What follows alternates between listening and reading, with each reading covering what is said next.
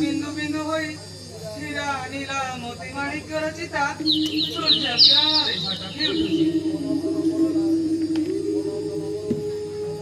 ମନ ତନ ମୋର ଲାଖି ରହିଯାଏ।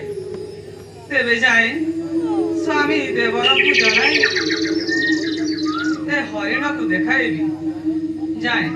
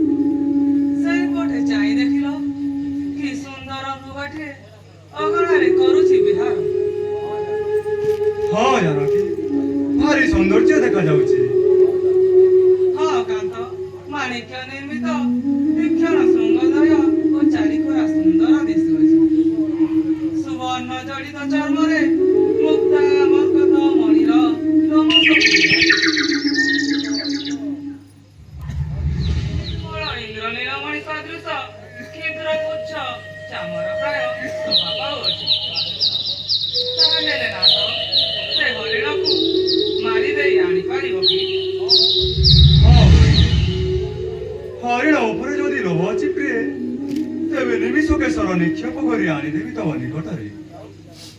ଯାଉଛି ଜାନକୀ। ପ୍ରଭୁ, ଏଇଟା କୌଣସି ରାକ୍ଷସର ମାୟାବୀ ନୁହେଁ ତ? ମୋର ବିଶ୍ୱାସ ଏଇଟା ସେଇ ତାରକା ପୁଅ ମାରିଚ। ଶୁଣିଛି ଏଇ ଆଗେ ହରିଣ ରୂପରେ ଆସି ମୁନି ଋଷିମାନଙ୍କୁ ମାରୁଥିଲା। ଲକ୍ଷ୍ମଣ, ତୁମେ ସବୁ କଥାରେ ଏପରି ସନ୍ଦେହ କରୁଛ କାହିଁକି?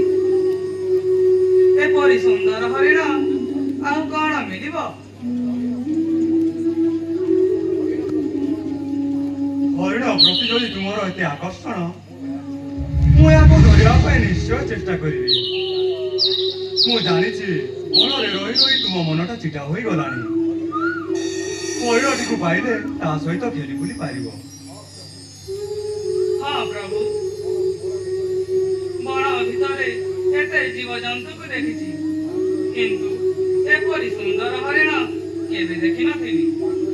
ପାଖରେ ରଖିଲେ ସମୟ କଟିଯାଆନ୍ତା। ପୁଣି ଏହାକୁ ଅଯୋଧ୍ୟାକୁ ଫେରିଲେ ସାଙ୍ଗରେ ନେଇଯାଆନ୍ତି। ମୃତ ଅବତାରେ ପାଇଲେ ଏହାର ଚମଡ଼ାରେ ସୁନ୍ଦର ଆସନ ହୋଇପାରନ୍ତା। ଅଯୋଧ୍ୟା ରାଜଧାନୀର ସଭା ବିକାଶ ହୁଅନ୍ତା। ହେମ କୁରଙ୍ଗୀ ନଚ ପୂର୍ବ ବାର୍ତ୍ତା ନ ଶ୍ରୁୟତେ ବେଦ ପୁରାଣିଆ କୋଶତ ତଥାପି ହୃଷ୍ଟ ରଘୁନନ୍ଦନେନ ବିନା ସକାଳେ ବିପରୀତ ବୁଦ୍ଧି। অর্থাৎ হে প্রভু বিশ্বকর্তা কোদণ্ড ধারণ বাস্তবনে নয় সে মৃগ। স্বর্ণময় মৃগ দেখিবা তো দূরের কথা, বেদ পুরাণরে কেবে শুনিছনি প্রভু? কপটরে মারিত রাক্ষস মৃগ রূপ হই ଆମ ରାଜପୁତ୍ର ମାନଙ୍କୁ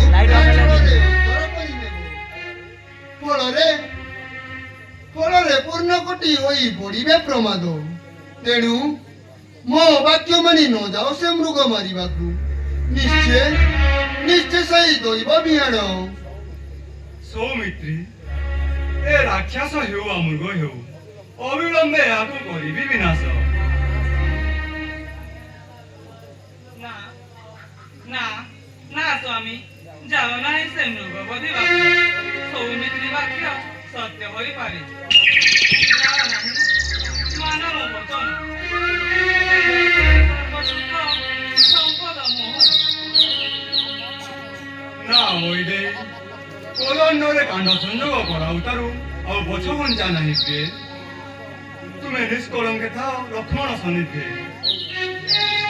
ମୈତ୍ରୀ ଜାଣ କିନ୍ତୁ ଅବିଳରେ ସତର୍କରେ ଜଗିଥାଅ ବିଲ ଯେପରିକି ନ ପଡ଼େ ପ୍ରମାଦ କପଟି ରାକ୍ଷସ ମାନେ ନିରନ୍ତର ଭ୍ରମୁଛନ୍ତି କାନନ ମଧ୍ୟରେ